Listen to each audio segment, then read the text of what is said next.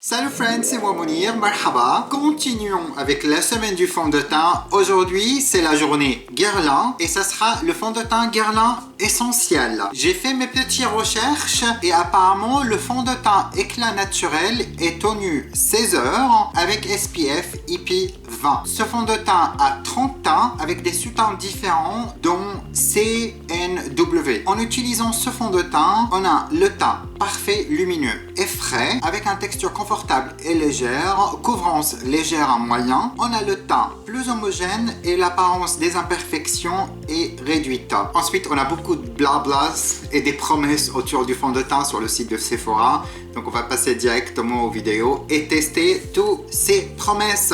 Vous avez maintenant compris le système, pinceau, éponge et c'est parti. Et moi aussi je mets ras-le-bol du semaine du fond de teint, mais je l'ai commencé, je vais le finir. Et j'espère que vous le finissez avec moi. On commence comme on commence tous les vidéos. Bobbi Brown, base de maquillage vitaminée. Et bien sûr, les étapes où c'est répété, vous n'allez pas les voir parce que c'est pas la peine. Vous l'avez déjà vu et m'ont entendu parler à plusieurs reprises cette semaine-là. Donc je vais vous montrer uniquement les étapes que vous n'avez pas encore vues. Et bien sûr l'application du fond de teint qui fait partie des étapes que vous devrez voir. J'ai mon petit échantillon et j'ai le teint 03N naturel. Je vais sortir un petit peu comme d'habitude sur le dos de ma main.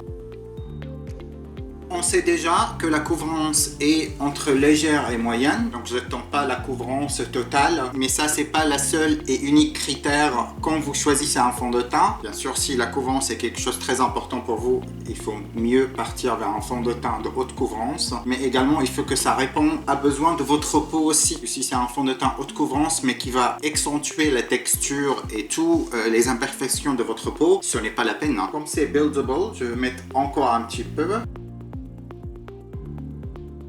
Et voilà, le côté pinceau est appliqué.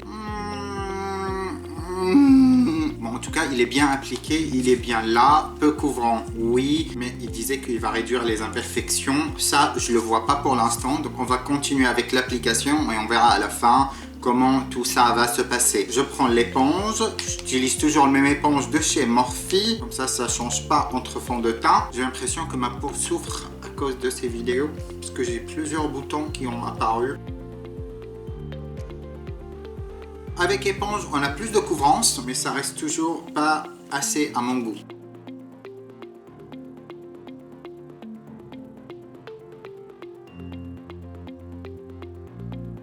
Le fond de teint est appliqué, le côté éponge est beaucoup mieux que le côté pinceau, encore une fois. Avec l'éponge, il est beaucoup plus homogène et beaucoup moins texturé que sur ce côté-là, parce qu'il parlait des imperfections, mais sur ce côté-là, ils sont pas du tout camouflés. Je vois bien visiblement mes pores ici. Ici, ils sont beaucoup mieux camouflés. Donc, côté éponge est pour l'instant supérieur. On va passer maintenant à l'anti-cerne, le contouring en crème et je vous retrouve après.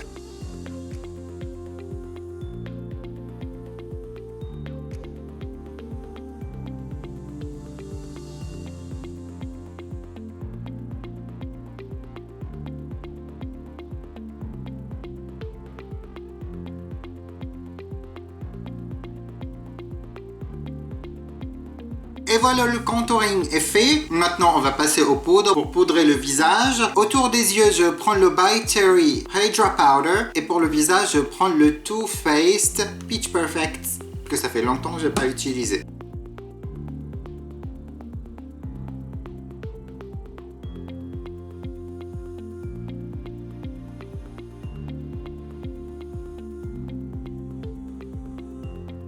Je prends mon bronzer de chez Hoola, une pince au Morphe R14 et c'est parti pour faire un peu de bronzing. Vite fait, bien fait, blush My Cheek Palette et je vais aller vers le rose avec le pinceau Morphe E4.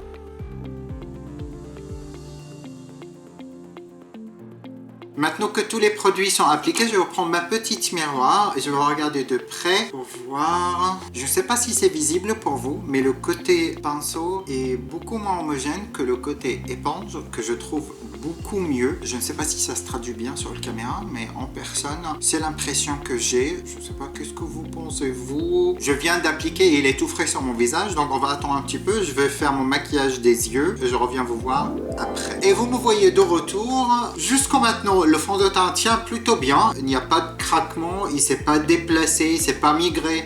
Tout est bien à sa place, mais je vois toujours bien mes imperfections. Donc le fond de teint n'a pas tenu ses promesses. On va voir de ici à la fin de la journée s'il va tenir comme eux ils ont dit que c'est un tenue de 16 heures. Je ne vais pas laisser 16 heures sur mon visage, rassurez-vous. Je vous retrouve dans quelques petites heures pour faire le point avec vous. Et je suis de retour, je me suis remis des rouges à lèvres, pareil de qu'est-ce que j'ai fait par avant, c'est Seattle de chez NYX. Ensuite, j'ai remplacé mes fossiles parce que quand j'ai terminé le tournage, j'ai enlevé les fossiles que j'ai appliqués et j'ai remis celle-là juste maintenant avant de remettre le caméra en route. C'est des petits fossiles découpés de chez NYX. Et le style est Sinful. Bon, comment vous le dire, c'est le moins favori. Je suis désolé, je regarde le miroir également devant moi. C'est le moins favori entre les fonds de teint qu'on a utilisé les 3 jours passés. Je savais déjà que la couvrance était légère, mais de ça, j'ai attendu que ça camoufle mes imperfections, comme ça a été promis par le descriptif du fond de teint, ce qui n'est pas le cas du tout pour moi, pour ma type de peau personnellement. Ça n'a pas du tout fait cet effet pour un fond de teint qui coûte 51 €, peu couvrant et ne pas camoufler mes imperfections. Non, c'est tout simplement un grand non. Continuons la recherche demain et je vous retrouve pour une nouvelle vidéo avec un nouveau fond de teint. J'espère que cette vidéo vous aura plu. Je vous laisse pour aujourd'hui. Prenez soin de vous et je vous retrouve dans ma prochaine vidéo. Bye!